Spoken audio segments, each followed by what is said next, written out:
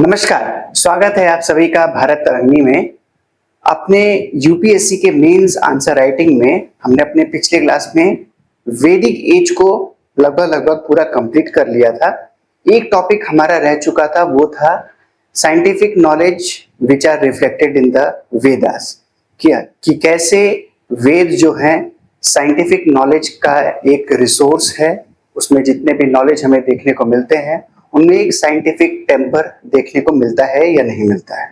और ये question UPSC के पर्सपेक्टिव से इम्पॉर्टेंट है क्योंकि ये एक नया इवॉल्विंग टॉपिक्स है और खास करके यूपीएससी में देखा गया है कुछ एक दो सालों से कि जो भी टॉपिक्स एग्जिस्ट करते थे अब उनमें जो नए पॉइंट्स उभर कर आ रहे हैं, खास करके यूपीएससी उसके ऊपर क्वेश्चन पूछ रही है।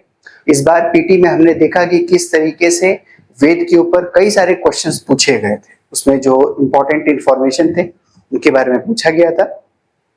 तो आज हम देखेंगे कि कैसे वेद में साइंटिफिक नॉलेज रिफ्लेक्ट करता है। ठीक है, मैं सिर्फ और सिर्फ आपको एक इंपॉर्टेंट आउटलुक दे दूंगा कि अगर ये इस टॉपिक से अगर आपको क्वेश्चन अगर आता है तो आपको कौन कौन से मेन इंपॉर्टेंट पॉइंट्स जो है वो हाईलाइट करने। ये पूरा का पूरा एक रिटन आंसर का फॉर्मेट मिलेगा, बट एक रिटन आंसर नहीं है। उसके लिए आपको अपना स्किल, अपना एबिलिटी दिखाना पड़ेगा। ठीक है, आपको मैं एक ब्रॉड फ्रेमवर्क दे दूंगा कि हाँ आपको इस तरीके से आंसर लिखना है। ठीक है, सबसे पहले इस टॉपिक में मैं आपको थोड़ा सा कुछ बेसिक पॉइंट बताना चाहता हूं जिसे आपको याद रखना बहुत जरूरी है। इसमें कई सारे आपको ऐसे, अगर आप सपोज करिए कि इस टॉपिक को अगर आप गूगल से या फिर चैट जीपीटी से या फिर कहीं से भी अगर उठा के अगर इसके बारे में अगर इंफॉर्मेशन कलेक्ट करते हैं तो कई सारे आपको ऐसे भी इंफॉर्मेशन देखने को मिल जाएंगे जो कि एनाक्रोनिस्टिक होंगे। एनाक्रोनिस्टिक का मतलब होता है कि जो चीजें पास्ट में एग्जिस्ट ही नहीं करता था, जो नॉलेज या जो टर्म या फिर जो कंसेप्ट जो था वो पास्ट में एग्जिस्ट ही नहीं करता था, तो प्रेजेंट में वो एग्जिस्ट करता है। तो हम क्या करते हैं, एक्चुअली में पॉलिटिकल एजेंडा और पॉलिटिकल मोटिव्स को फुलफिल करने के लिए हम प्रेजेंट के आइडिया को पास्ट के ऊपर जक्स्टापोज कर देते हैं। फॉर एग्जाम्पल, अब अगर भगवान शिव के बारे में अगर पढ़ा होगा, शिव के जितने भी आपने अगर टीवी सीरियल्स देखे हैं या फिर अगर आपने शिव पुराण पढ़ा होगा तो उसमें एक इवेंट आता है जब भगवान शिव गणेश जी का सर काट देते हैं और फिर उसके बाद में उसका रिप्लेस करके एक एलिफेंट का, एक हाथी का जो सर है वो लगाया जाता है। अब इसे कई जगह पे कह दिया जाता है कि ये प्लास्टिक सर्जरी का one of the earliest example और ओल्डेस्ट एग्जांपल है। तो जब उस टाइम पर ये कंसेप्ट एग्जिस्ट ही नहीं करते थे तो उनके ऊपर जब हम ऐसे इलॉजिकल और इरैशनल पॉइंट्स को उसके पास्ट के ऊपर जक्स्टापोज करने का कोशिश करते हैं तो ऐसे चीजें एनाक्रोनिस्टिक हो जाता है और इसे हमें अपने हिस्ट्री के मेंस आंसर राइटिंग में लिखने से बचना होगा। हमें वो चीजें जरूर लिखना है, हमें उन चीजों के बारे में जरूर पढ़ना है और कहना भी है और लिखना भी है जो कि एग्जैक्टली टेक्स्ट में उभर कर आते हैं, ना उससे ज्यादा और ना उससे कम। ठीक है, तो ये बात एक पॉइंट ध्यान में रखना कि ऐसा ना हो कि कहीं से भी कोई भी लाइन मिल गया और उसको उठा के लिख दिया, उसको वेरीफाई जरूर करें। ठीक है, अब आ जाते हैं कि इसको हम कैसे अटेम्प्ट करेंगे अगर वेद से अगर साइंटिफिक नॉलेज के ऊपर क्वेश्चन पूछा जाता है। तो इसका जो सबसे पहला जो डायमेंशन होगा वो होगा एग्रीकल्चर। हमने देखा था कि किस तरीके से लेटर वैदिक एज आते आते एग्रीकल्चर ये डोमिनेटेड सोसाइटी हो जाती है। एग्रीकल्चर इसका एक डोमिनेंट फीचर है। ठीक है, तो एग्रीकल्चर वो सबसे इंपॉर्टेंट पॉइंट है जहां पर कि हमें वेद का साइंटिफिक नॉलेज दिखता है। कैसे? Reflects the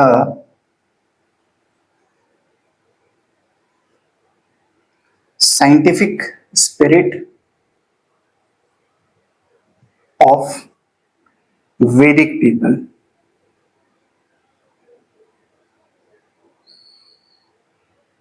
Source of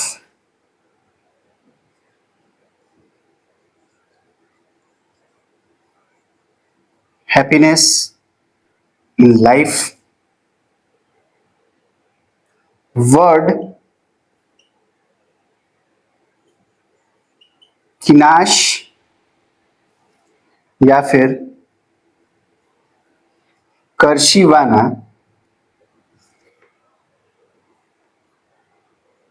used in Vedas for farmers। ठीक है। कंसेप्ट ऑफ क्षेत्रपति एंड क्षेत्रपत्नी, ये वर्ड इस बार पूछा भी गया था।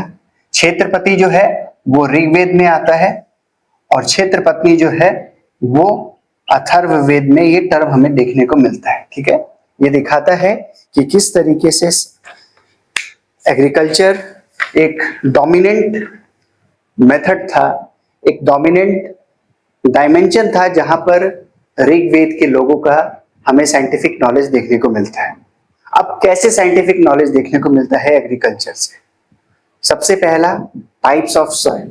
जब आप सॉइल के क्लासिफिकेशन को समझ सकते हैं कि कौन सा सॉइल फर्टाइल है, कौन सा सॉइल उसको फैलो छोड़ना पड़ेगा, कौन सा सॉइल लेस फर्टाइल है, कौन सा सॉइल मोर फर्टाइल है, तो जब अगर इन सारे चीजों के बारे में नॉलेज अगर हमें देखने को मिलता है तो इसे साइंटिफिक स्पिरिट कहा जाता है, इसे साइंटिफिक नॉलेज माना जाता है। इसके बाद में कौन से सीजन में कौन सा फसल को उगाया, कौन से क्रॉप्स का प्लांटेशन होना चाहिए, कब उसका कटाई होना चाहिए, किस तरीके से उसका जो पूरा सोइंग का जो प्रोसेस है, उसका जो कटिंग का प्रोसेस है, उसके मेंटेनेंस का प्रोसेस है, ये सारे चीजें जो है हमें एग्रीकल्चर में देखने को मिलता है और ये रिफ्लेक्ट करता है कि किस तरीके से वेद में साइंटिफिक नॉलेज का और वैदिक पीपल के पास में साइंटिफिक नॉलेज अवेलेबल था। हमें उनके क्राफ्ट्स से पता चलता है कि उनको मेजरमेंट आता था, वो मेटालर्जी के बारे में जानते थे। तभी तो अगर हम चैरियट अगर देख रहे हैं, अगर हम आयरन के अगर वेपन्स देख रहे हैं, जब तक उन्हें ये चीज नहीं पता है कि कितने डिग्री तक उसे मेल्ट किया जाएगा, कैसे उसे शेप दिया जाता है, हमने पॉटरी का एग्जांपल देखा, क्राफ्ट का एग्जांपल देखते हैं, तो जब तक नॉलेज अगर नहीं होगा कि किसी भी वस्तु को गढ़ने के लिए उसमें जो क्राफ्टमैनशिप चाहिए होता है वो over a period of time evolve होता है, तो ये सारे के सारे चीज जो है वो हमें रिफ्लेक्ट करके बताते हैं कि Vedic people were very efficient in scientific knowledge. ठीक है, तो सबसे पहले तो आपको इस तरीके से अपने पॉइंट्स को स्टार्ट करते हुए ये चीजें लिखना है कि एग्रीकल्चर के बारे में बताना है। अब वो कौन कौन से पॉइंट्स हैं उन्हें नोट डाउन कर लेते हैं, एक बार इसे नोट डाउन कर लो।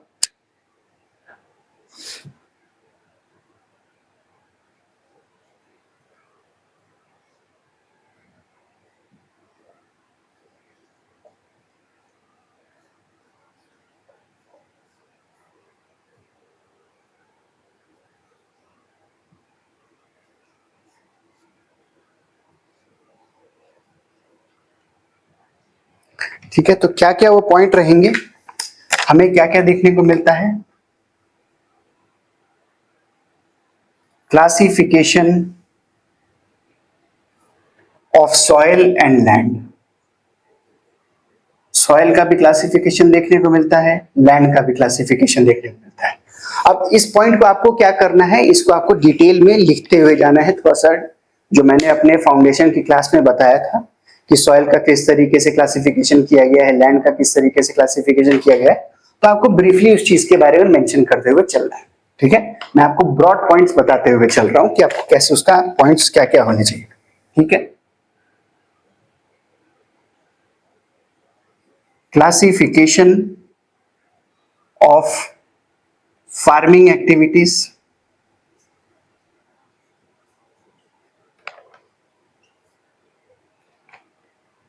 based on rainfall and irrigation, based on rainfall। ठीक है,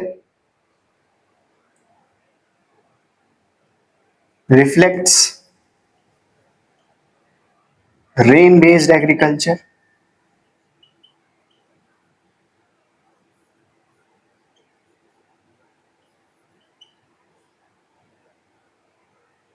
फिर हमें रेफरेंस टू एग्रीकल्चरल इंप्लीमेंट्स देखने को मिलता है हमें, यानी कि जो भी प्लॉ सिकल हो, ये सारे के सारे चीजें जो है ये हमें बताते हैं कि किस तरीके से, जब तक साइंटिफिक नॉलेज अगर नहीं, अगर उनके अगर उनको नहीं पता होगा कि किस तरीके से चीजों को मर्ज किया जाता है, किस तरीके से चीजों को जोड़ा जाता है, तब तक वो इंस्ट्रूमेंट या फिर जो जो भी एग्रीकल्चर में यूज होने वाले जो इंप्लीमेंट्स होते हैं, जो टूल्स होते हैं, उसको हम कैसे निर्माण कर पाएंगे। तो ये दिखाता है, ये एक बात यहां पर ये याद रखना है कि डायरेक्ट नहीं दिखा रहा है, ये जो एग्रीकल्चरल इंप्लीमेंट है ये हमें इनडायरेक्ट तरीके से नॉलेज के बारे में बता रहा है।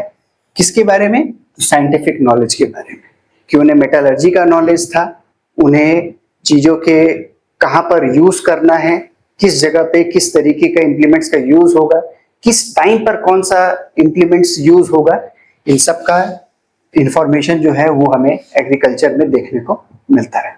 ठीक है, तो एग्रीकल्चर सबसे बड़ा डोमिनेंट पॉइंट है जो कि हमें वेदास में देखने को मिलता है।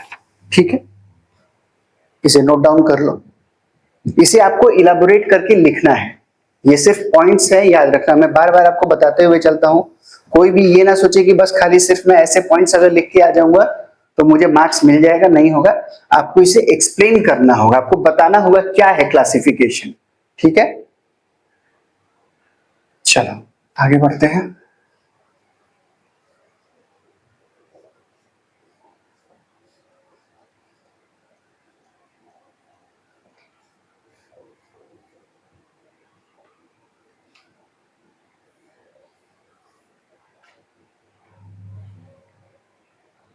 हमें मेजर्स ऑफ टाइम देखने को मिलता है।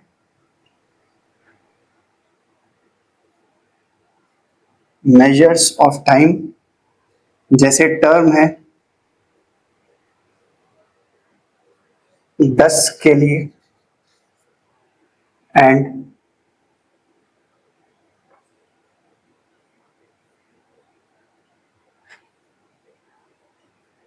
तो ये सारे टर्म्स हैं जो कि मॉर्निंग और 10 को रिफ्लेक्ट करते हैं।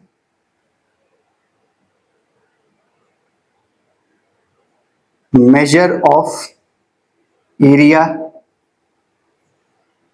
और डिस्टेंस, ये टर्म्स हैं जो कि दिखाते हैं कि वैदिक पीपल वेयर अवेयर्ड और knew how to measure any particular land or any particular piece of set with respect to area और with respect to distance। और इसके लिए जो टर्म होता है वो होता है गव्युति या फिर गोचर्म। ठीक है, पीटी के लिए भी ये इंपॉर्टेंट है और मेंस के लिए तो इंपॉर्टेंट हो ही जाता है। फिर हमें reference to musical instruments,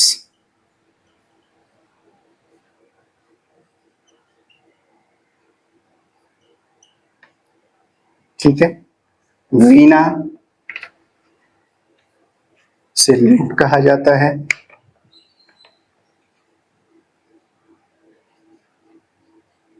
flute and drums.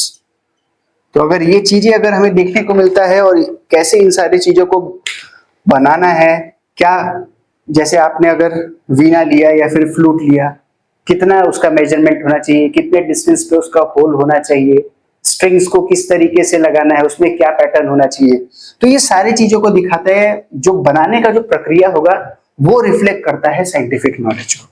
ठीक है, याद रखना, इसे लिखते हुए चलो।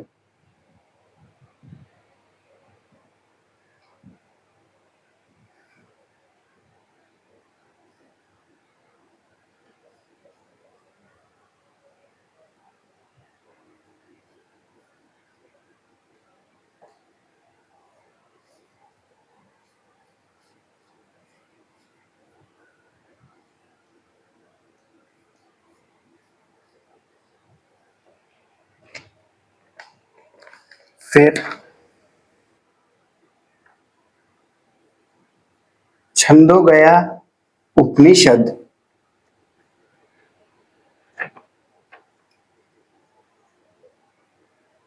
gives list of subjects of study। ये भी साइंटिफिक टेम्परामेंट को दिखाता है कि किन किन सब्जेक्ट्स को वैदिक एज में पढ़ा जाता था और पढ़ाया जाता था। ठीक है, वेद,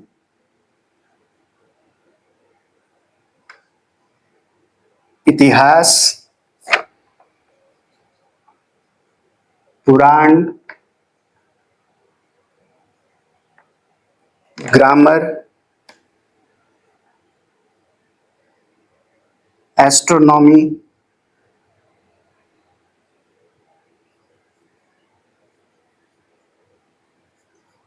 military science and knowledge of portents, यानी कि द्रव्य। ठीक है, तो ये सारी चीजें रिफ्लेक्ट करता है again the scientific temperament and the scientific spirit of the Vedic people. इतने सारे सब्जेक्ट्स को हमें एविडेंसेस मिलते हैं कि इन सारी चीजों के ऊपर पढ़ाई होता था। ठीक है, reference to sun, moon, seasons,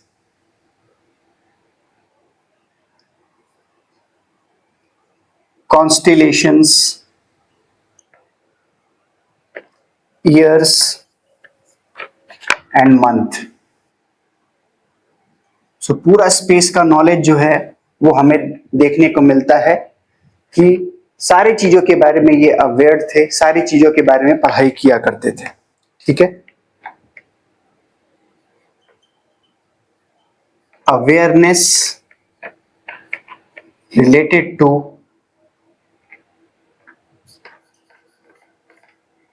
solstice and equinox। ठीक है, टू इक्विनॉक्सिस, तो सोलिस्टिस और इक्विनॉक्स यानी कि समर सोलिस्टिस और विंटर सोलिस्टिस और इक्विनॉक्स के बारे में भी हमें इंफॉर्मेशन देखने को मिलता है। यानी कि दिन कब सबसे बड़ा होगा, कब दिन सबसे छोटा होगा, कब दिन और रात इक्वल होंगे। अगर आप सभी ने अगर ज्योग्राफी अगर पढ़ा है या फिर अगर आप पढ़ेंगे तो आपको इसके बारे में इंफॉर्मेशन मिलेगा। कमेंट में मुझे डेट बताइए, अभी जो प्रेजेंट टाइम में हम सॉलिस्टिस और जो इक्विनॉक्स का जो डेट होता है इंडिया में, उसके बारे में, उसका जो डेट है आप वो मुझे कमेंट सेक्शन में बताइए। ठीक है, इसे लिखते हुए चलो।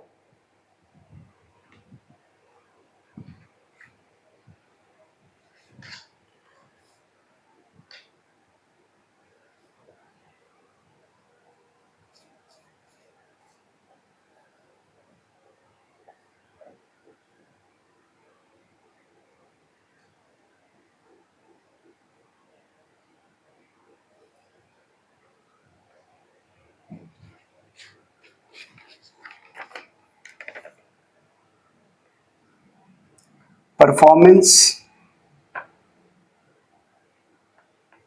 of sacrifices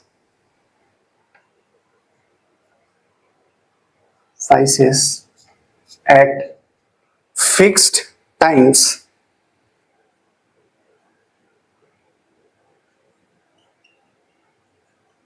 required the observation of celestial bodies। तो ये किसी भी चीज का जब तक डेवलपमेंट अगर होता है तो उसके पीछे कुछ ना कुछ एक ऐसा वाई फैक्टर होता है, एक पुश फैक्टर होता है जो कि आपको ये एक पुश प्रोवाइड करता है कि आप क्यों उस चीज को डिस्कवरी करें। तो so this was the push factor जिसमें इन्हें जरूरत पड़ा कि उन्हें सारे के सारे जितने भी कॉस्मोलॉजिकल इवेंट्स हैं उनको ऑब्जर्व करना, उनको स्टडी करना, उनके पैटर्न को समझना। क्यों?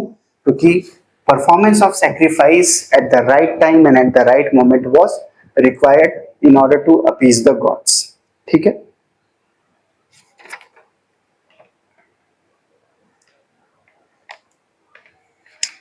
अब बढ़ते हैं मैथमेटिकल नॉलेज की तरफ।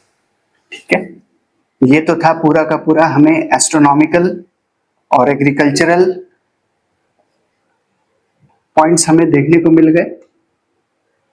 अब हम इनके मैथमेटिकल नॉलेज की तरफ में बढ़ते हैं। ठीक है। नेक्स्ट जो इसमें पॉइंट है वो है mathematical knowledge.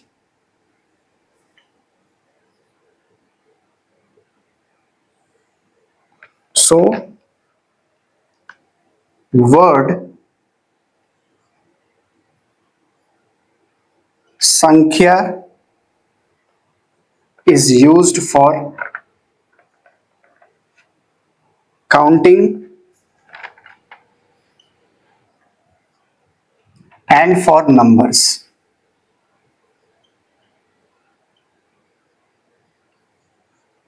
And for numbers, यानी कि संख्या वर्ड का जो इमर्जेंस है वो हमें इसी टाइम पर देखने को मिलता है।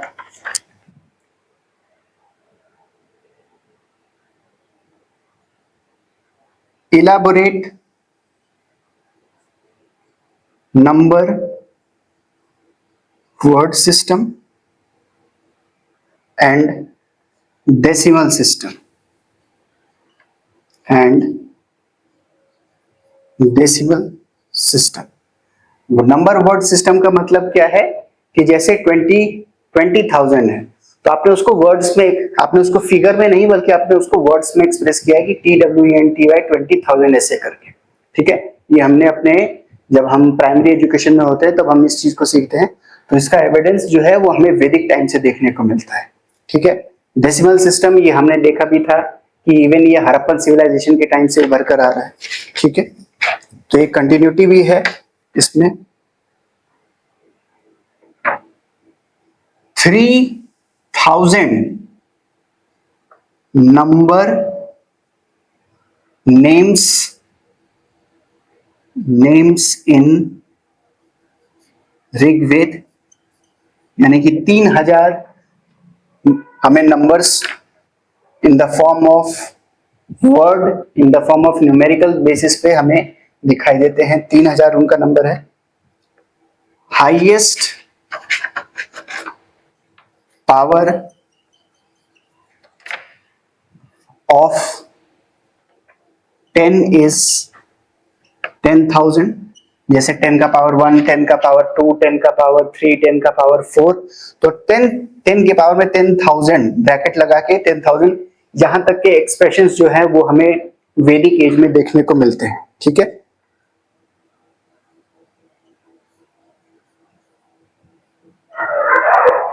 Highest number 99,000। ठीक है।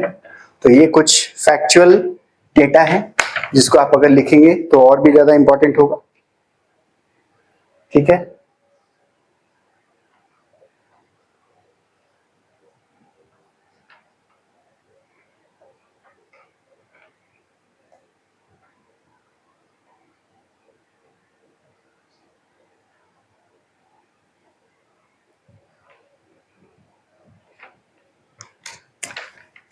फिर आ जाते हैं वेदांग टेक्स्ट के ऊपर, जो वेद के लिए जो सप्लीमेंट्री टेक्स्ट बनाए गए थे, किस तरीके से उसका ग्रामर होगा, किस तरीके से उसका प्रोनाउंसिएशन होगा, उसको और भी इलाबोरेट तरीके से समझाने के लिए जो टेक्स्ट होते हैं उन्हें वेदांग टेक्स्ट कहा जाता है, supplementary text of the Vedas. ठीक है। तो Vedang text contain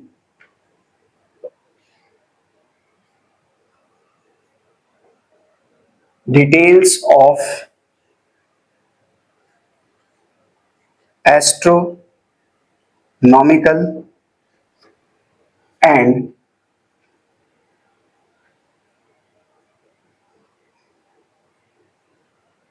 mathematical ideas. ठीक है, इंपॉर्टेंट है, इसे नोट डाउन करते हुए चलो।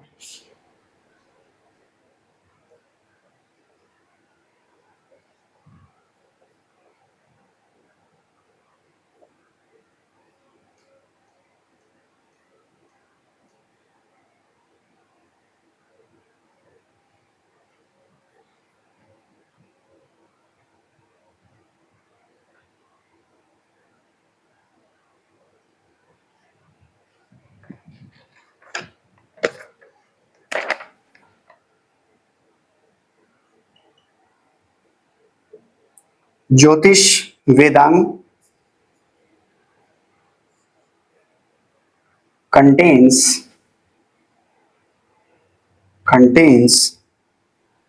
the earliest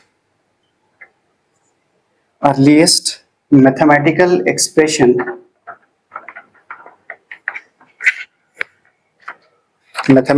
expressions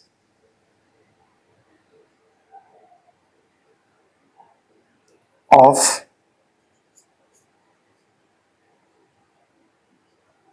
astronomy and calendrics, यानी कि कैलेंडर का जो सिस्टम था वो हमें देखने को मिलता है। और इंडिया का जो कैलेंडर सिस्टम जो डेवलप हुआ वो मून के ऊपर बेस्ड है, यानी कि लूनर सिस्टम के ऊपर बेस्ड होता है। वहीं वेस्ट का जो कैलेंडर सिस्टम है वो सन के ऊपर बेस्ड होता है। ठीक है, याद रखना इस पॉइंट को। फिर आ जाता है सुलभा सूत्र। ये क्या है? मैनुअल्स ऑफ अल्टर कंस्ट्रक्शन, यानी कि जो फायर पिट्स जो बनाए जाते थे, जो हवन कुंड जो होते थे, उनका निर्माण करने का जो पूरा का पूरा प्रोसेस, कितना साइज होना चाहिए, कितने एंगल पे क्या होना चाहिए, वो हमें किसमें देखने को मिलता है? शुल्बा सूत्र में। ठीक है, इसको लिखो, थोड़ा लंबा पॉइंट है, इसको नोट डाउन कर लेना यहां तक।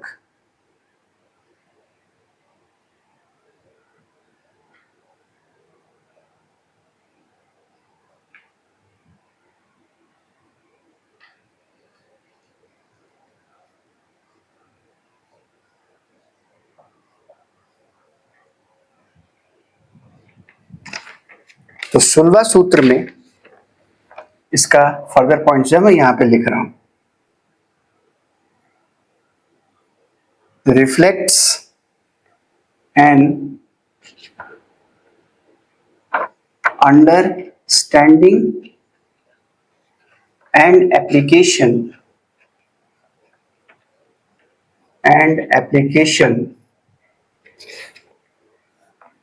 that some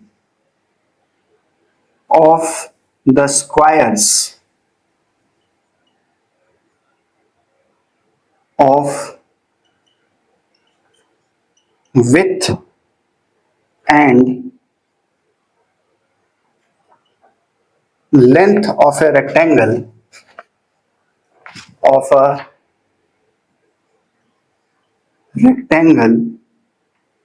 are equal to the square of its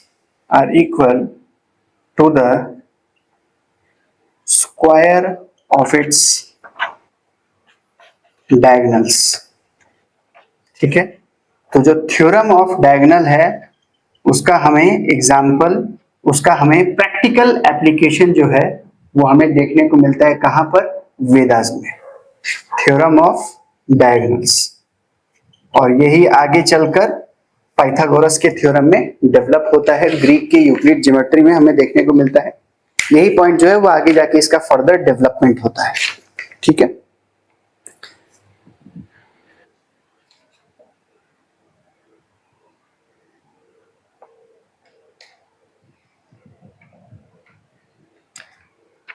later came to be known as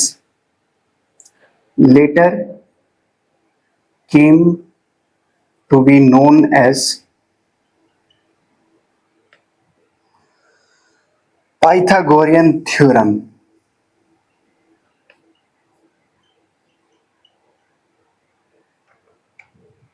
ठीक है, इसके ऊपर काफी डिबेट भी है कि किसने किससे बोरो किया था, लेकिन प्रेजेंट टाइम में हमें ये पता चलता है कि हमें इस थ्योरम के बारे में पता तो नहीं था, लेकिन जिस तरीके से उसे प्रूफ करना, अगर साइंटिफिक तरीके से अगर प्रूफ करने के बारे में देखा जाए तो जो थ्योरम के फॉर्मेट में आता है, जो साइंटिफिक नॉलेज के फॉर्मेट में आता है, वो तो हमें ग्रीक से देखने को मिलता है, जो यूक्लिड ने प्रूफ किया था। लेकिन उसका जो अर्लीस्ट एप्लीकेशन था कि किस तरीके से उसको रियल लाइफ में यूज किया जाता है, वो हमें वैदिक नॉलेज में देखने को मिलता है। तो एप्लीकेशन यूज हमें पहले वेद में देखने को मिला, और जो ग्रीक का जो सोर्स जो आता है वो उसे साइंटिफिक तरीके से प्रूफ करता है, उसे थ्योरम के फॉर्मेट में प्रूफ करता है।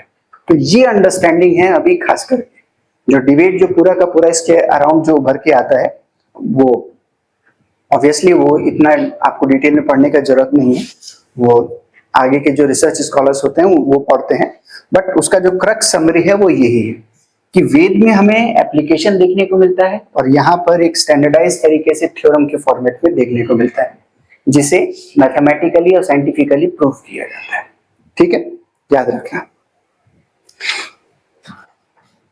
इसी के साथ में तो ये पूरा का पूरा 3 डायमेंशंस होगा, एक एग्रीकल्चर, दूसरा एस्ट्रोनॉमी और या फिर ज्योग्राफी के फॉर्मेट में, और तीसरा जो होता है वो मैथमेटिकल नॉलेज में। तो 3 डायमेंशन में हमें scientific knowledge of the Vedas को दिखाना है। बाकी सारे जो एग्जांपल्स हैं उससे बचना, उसको हो सके तो उसको अवॉइड ही कीजिए।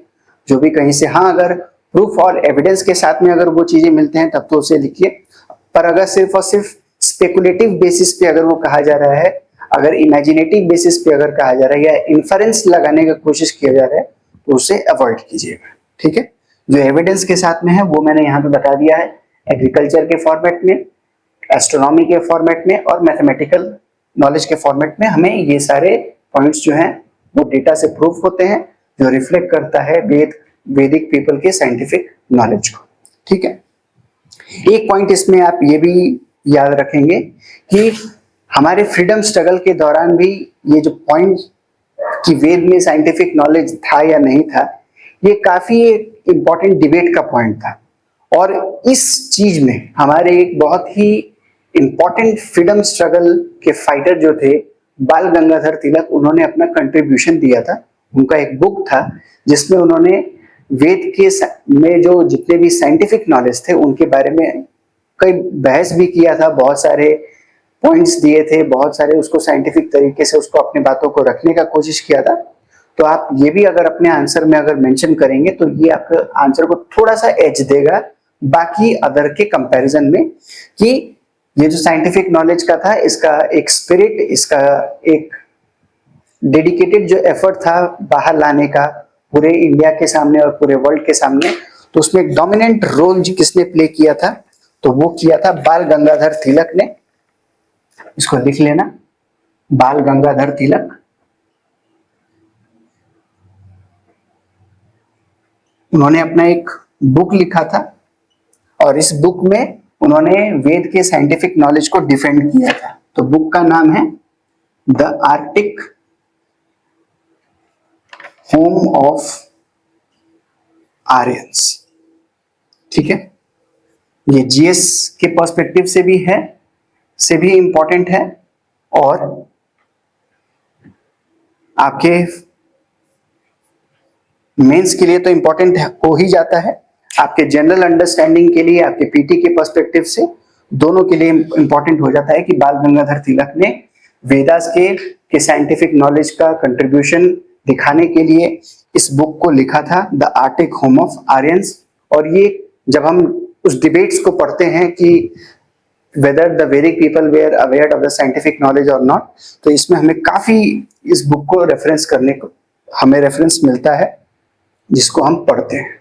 ठीक है, तो ये सारा का सारा इंपॉर्टेंट पॉइंट्स था with respect to this topic.